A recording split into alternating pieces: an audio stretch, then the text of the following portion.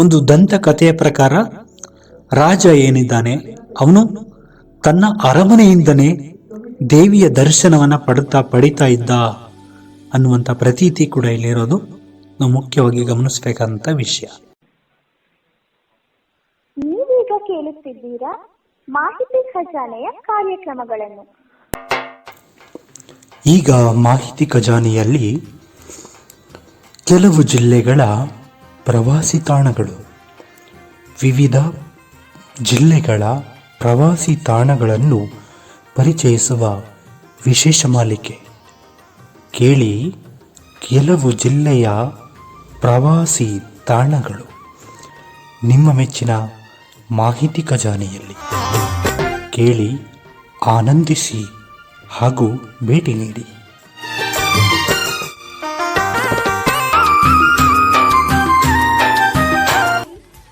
Bell icon ಅನ್ನು click ಮಾಡುವುದರ ಮೂಲಕ ಸಬ್ಸ್ಕ್ರೈಬ್ ಆಗಿ.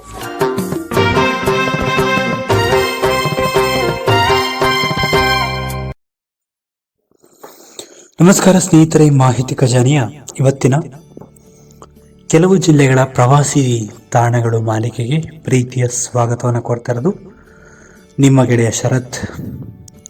ನಾವೆಲ್ಲರೂ ಕೂಡ ಹಾಸನ ಜಿಲ್ಲೆಯ ಕೆಲವು ಪ್ರವಾಸಿ ತಾಣಗಳ ಬಗ್ಗೆ ತಿಳಿದುಕೊಳ್ತಾ ಇದ್ದೇವೆ. ಈಗಾಗಲೇ ಹಾಲೂರಿನ ಕೆಲವು ಒಂದು ಸ್ಥಳಗಳ ಬಗ್ಗೆ ನಾವು ತಿಳ್ಕೊಂಡಿದ್ದೇವೆ. ಇಂದು ಕೂಡ ಹಾಲೂರಿನ ಮತ್ತೊಂದು ಸ್ಥಳದ ಬಗ್ಗೆ ತಿಳಿಸುವಂಥ ಒಂದು ಪುಟ್ಟ ಪ್ರಯತ್ನ. ಬನ್ನಿ, ಹೆಚ್ಚು ತಡ ಮಾಡದೆ ಕಾರ್ಯಕ್ರಮನ ಪ್ರಾರಂಭ ಮಾಡೋಣ. ಅದಕ್ಕೂ ಮೊದಲು ಇನ್ನು ಯಾರೋ ಸಬ್ಸ್ಕ್ರೈಬ್ ಮಾಡದೆ ನೋಡ್ತಾ ಇದ್ದೀರಾ, ಈ ಕೂಡಲೇ ಸಬ್ಸ್ಕ್ರೈಬ್ ಮಾಡ್ಕೊಳ್ಳಿ. ಕರೆಂಟ್ ಸೆಟ್ಟಿಂಗಲ್ಲಿ ಆಲ್ ಅಂತ ಸೆಲೆಕ್ಟ್ ಮಾಡ್ಕೊಳ್ಳಿ. ಇದು ಕೂಡ ಆಯ್ತಲ್ವಾ? ಹಾಗಾದರೆ ಒಂದು ಲೈಕ್ ಮಾಡಿ. ಇದು ಆಯಿತು ಅಂತೀರಾ? ಹಾಗಾದರೆ ಬನ್ನಿ ಕಾರ್ಯಕ್ರಮವನ್ನು ಪ್ರಾರಂಭ ಮಾಡೋಣ. ಇಂದು ಸ್ನೇಹಿತರೆ ನಾವು ರಾಜದುರ್ಗ ಎನ್ನುವಂಥ ಒಂದು ಸ್ಥಳದ ಬಗ್ಗೆ ತಿಳಿದುಕೊಳ್ತಾ ಇದ್ದೇವೆ. ರಾಜದುರ್ಗ ಅನ್ನುವಂಥ ಸ್ಥಳ ಹಾಲೂರಿನ ಒಂದು ಪ್ರಸಿದ್ಧವಾದಂಥ ಒಂದು ಸ್ಥಳ ಅಂತಲೇ ಹೇಳ್ಬೋದು.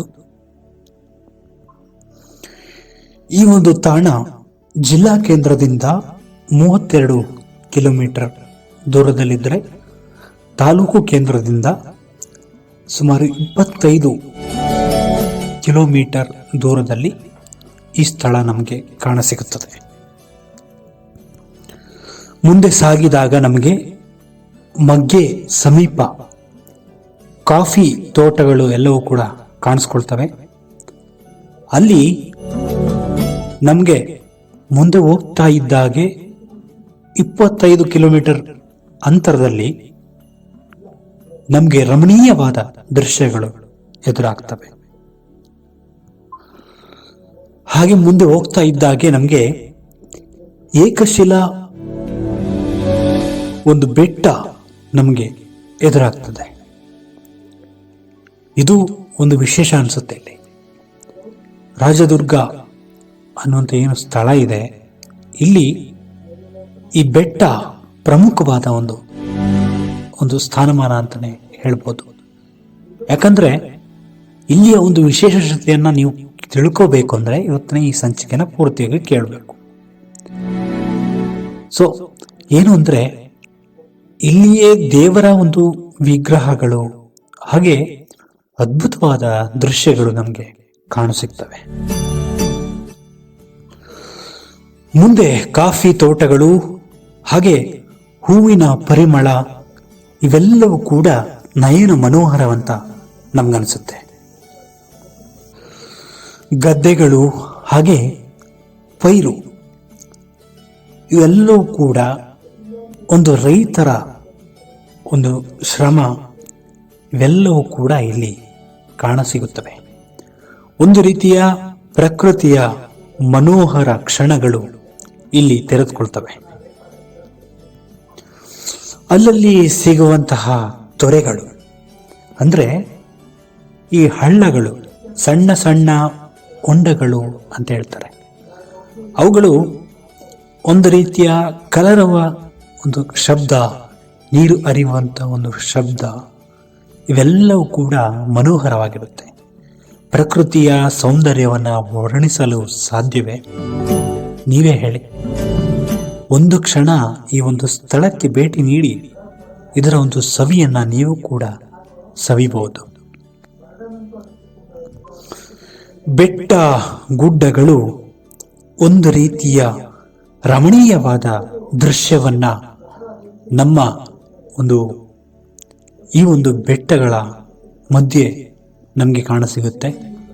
ಹಾಗೆ ಮತ್ತೊಂದು ವಿಶೇಷತೆ ಏನು ಅಂದರೆ ಪಾರ್ವತಮ್ಮನ ಗುಡ್ಡ. ಇದು ಪ್ರಮುಖವಾದ್ದು. ಇಲ್ಲಿ ಪಾರ್ವತಮ್ಮನ ಗುಡ್ಡ ಅನ್ನುವಂಥದ್ದು ಇಲ್ಲಿ ಪ್ರಮುಖವಾಗಿ ನಾವು ಗಮನಿಸಬೇಕಾದಂಥ ವಿಷಯ.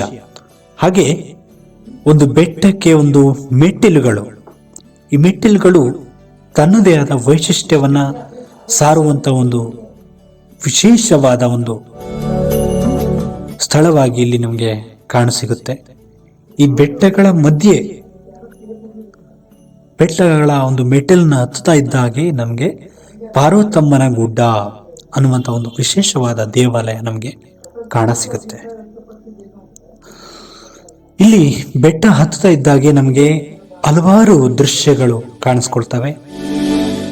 ಒಂದು ಪೂರ್ವಕ್ಕೆ ಮಹಾರಾಜನ ಎಂದು ರಾಜದುರ್ಗ, ಅದು ಏಕಶಿಲಾ ಒಂದು ರೀತಿಯ ರಮಣೀಯವಾದ ದೃಶ್ಯ ವಿಗ್ರಹ ನಮಗೆ ಕಾಣಿಸ್ಕೊಳ್ಳುತ್ತೆ. ಹಾಗೆ ಅಕ್ಕಪಕ್ಕದಲ್ಲಿ ಕಾಫಿ ತೋಟಗಳು, ಹಾಗೆ ಪಶ್ಚಿಮದಲ್ಲಿ ಮನೋಹರವಾದ ಒಂದು ರೀತಿಯ ಸುಂದರ ಹಸಿರು ಪ್ರಪಂಚವೇ ನಮಗಿಲ್ಲಿ ತೆರೆದುಕೊಳ್ಳುತ್ತೆ. ಈ ಹಸಿರು ಪ್ರಪಂಚದ ನಡುವೆ ಒಂದು ಕಾಡು ಕೂಡ ಇದೆ. ಅಲ್ಲಿ ಆ ಕಾಡಿನಲ್ಲಿ ಪೊಟರೆಗಳ ಮಧ್ಯದಲ್ಲಿ ಹುಲಿ, ಕರಡಿ, ಹಲವಾರು ಒಂದು ಪ್ರಾಣಿಗಳು ವಾಸಿಸುವಂತಹ ಸ್ಥಳ ಅಂತಾನೆ ಇದನ್ನ ಹೇಳಬಹುದು. ಇನ್ನೊಂದು ಮುಖ್ಯವಾದ ಒಂದು ಎಚ್ಚರಿಕೆಯ ಸಂದೇಶ ಏನು ಅಂದ್ರೆ, ಇಲ್ಲಿ ಭೇಟಿ ನೀಡುವಂತ ಸಂದರ್ಭದಲ್ಲಿ ತಮ್ಮನ್ನು ತಾವು ರಕ್ಷಣೆ ಮಾಡ್ಕೊಳ್ಳೋದು ಬಹಳ ಮುಖ್ಯ. ಯಾವುದೇ ರೀತಿಯ ಪ್ರಾಣಿಗಳು ಕೂಡ ಇಲ್ಲಿ ವಾಸ ಮಾಡುತ್ತಾ ಇರೋದ್ರಿಂದ ಪ್ರಾಣಿಗಳಿಗೆ ಯಾವುದೇ ತೊಂದರೆಗಳನ್ನ ನೀಡದ ಹಾಗೆ ಈ ಒಂದು ಸ್ಥಳಕ್ಕೆ ಭೇಟಿ ನೀಡಿ ಇದರ ಬಗ್ಗೆ ನೀವು ಗಮನ ಇಟ್ಕೊಳ್ಳೋದು ಬಹಳ ಒಳ್ಳೆಯದು.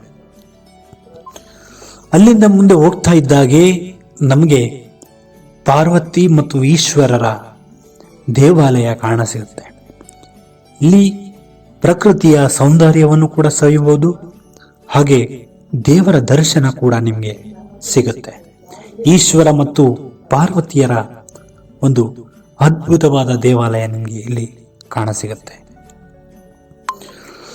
ಇಲ್ಲಿ ಇನ್ನೊಂದು ವಿಷಯ ಏನು ಅಂದ್ರೆ, ಪಾರ್ವತಿಯ ವಿಗ್ರಹ ಏನಿದೆ ಅದು ಸುಮಾರು 6 ಅಡಿ ಎತ್ತರದಲ್ಲಿ ನಮಗೆ ಕಾಣಸಿಗುತ್ತೆ. ಅಂದ್ರೆ 6 ಅಡಿ ಎತ್ತರದಲ್ಲಿ ಈ ಒಂದು ವಿಗ್ರಹ ಇದೆ. ಇದು ಒಂದು ರೀತಿಯ ವಿಶೇಷತೆ ಅಂತ ಅನಿಸುತ್ತೆ.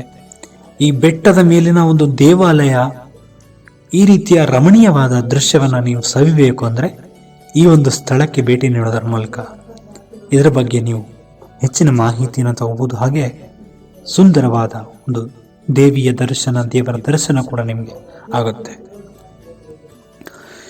ಇನ್ನು ಮುಂದುವರೆದು ಹೇಳೋದಾದ್ರೆ, ಈ ಒಂದು ದೇವಾಲಯ ಏನಿದೆ ಇದರ ಎದುರಿಗೆ ಒಂದು ರಾಜದುರ್ಗ ಅಂದ್ರೆ ರಾಜನ ಅರಮನೆಯೇ ಕೂಡ ಇಲ್ಲಿ ಇತ್ತು ಅಂತಾನೆ ಹೇಳ್ಬೋದು. ಒಂದು ದಂತಕಥೆಯ ಪ್ರಕಾರ ರಾಜ ಏನಿದ್ದಾನೆ ಅವನು ತನ್ನ ಅರಮನೆಯಿಂದನೇ ದೇವಿಯ ದರ್ಶನವನ್ನ ಪಡಿತಾ ಇದ್ದ ಅನ್ನುವಂಥ ಪ್ರತೀತಿ ಕೂಡ ಇಲ್ಲಿರೋದು ನಾವು ಮುಖ್ಯವಾಗಿ ಗಮನಿಸಬೇಕಾದಂತ ವಿಷಯ. ಅಂದ್ರೆ ರಾಜ ತನಗೆ ಬೇಕಾದ ಹಾಗೆ ಈ ರಾಜದುರ್ಗ ಅನ್ನುವಂಥ ಒಂದು ಪ್ರದೇಶದಲ್ಲಿ ತನಗೆ ಅನುಕೂಲವಾಗುವ ಹಾಗೆ ಆ ದೇವಾಲಯವನ್ನು ಕಟ್ಟಿಸ್ಕೊಂಡಿದ್ದ.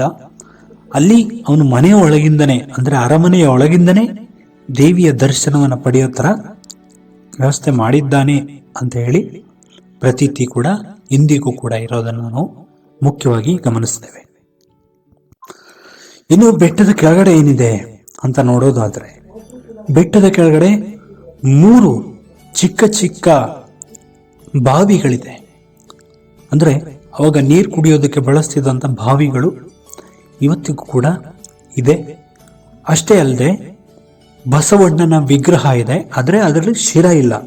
ಶಿರ ಇಲ್ಲದೆ ಇರುವಂಥ ಬಸವಣ್ಣನ ವಿಗ್ರಹ ಇವತ್ತಿಗೂ ಕೂಡ ಹಾಗೇನೆ ಉಳಿಸ್ಕೊಂಡಿದ್ದಾರೆ. ಇದು ಪ್ರಮುಖವಾಗಿ ಗಮನಿಸಬೇಕಾದಂಥ ವಿಷಯ.